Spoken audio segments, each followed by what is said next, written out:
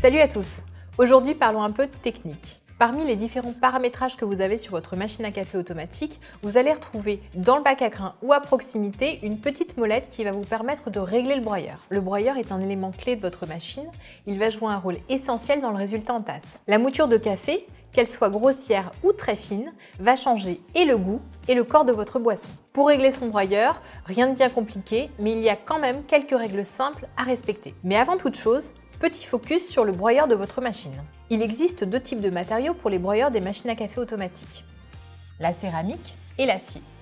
Ils comportent chacun des avantages et des inconvénients. Les meules en acier sont majoritairement utilisées sur les machines à café automatiques. Elles ont l'avantage d'être incassables, mais par contre s'usent avec le temps. Petit inconvénient, si vous enchaînez les boissons, le broyeur risque de surchauffer et d'altérer un peu le goût de votre boisson.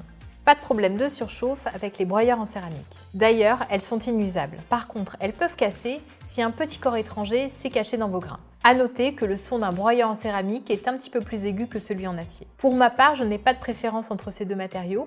Par contre, ce qui m'importe le plus, c'est le nombre de réglages possibles. Toutes les machines n'offrent pas les mêmes possibilités de réglage.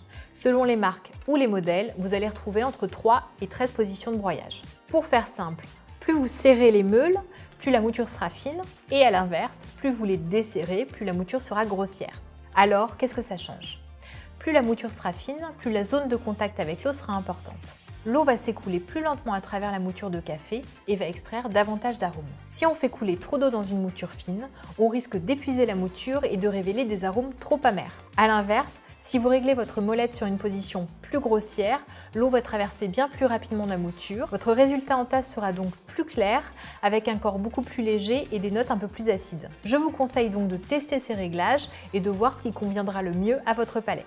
Attention, n'oubliez pas qu'il faut toujours régler un broyeur lorsque celui-ci est en fonctionnement, c'est-à-dire lorsqu'il est en train de broyer. Il est également important de régler votre broyeur cran par cran, car celui-ci va mettre un peu de temps à s'adapter et vous n'allez voir le résultat en tasse qu'au bout de 2 ou 3 cafés. Pour ma part, je règle mon broyeur en fonction du café que j'utilise, par rapport à son origine, mais aussi à sa torréfaction. Deux petits conseils avant de terminer. Je vous encourage à bien entretenir votre machine à café. Il existe d'ailleurs des produits dédiés pour nettoyer le moulin. Vous pouvez retrouver la vidéo de Morgane à ce sujet par ici. Et dernier point, je vous conseille de choisir avec soin votre café, car un café de qualité, fraîchement torréfié, vous offrira toujours beaucoup plus d'arômes. Voilà, vous connaissez dorénavant toutes mes astuces pour obtenir un délicieux café personnalisé. Si vous voulez en savoir plus sur le broyage des machines automatiques, retrouvez mon article dédié par ici. Abonnez-vous à notre chaîne YouTube pour avoir toutes les vidéos qui viennent de sortir. Et enfin, si vous voulez en savoir plus sur l'univers du café, c'est par ici que ça se passe. Et moi, je vous dis à bientôt!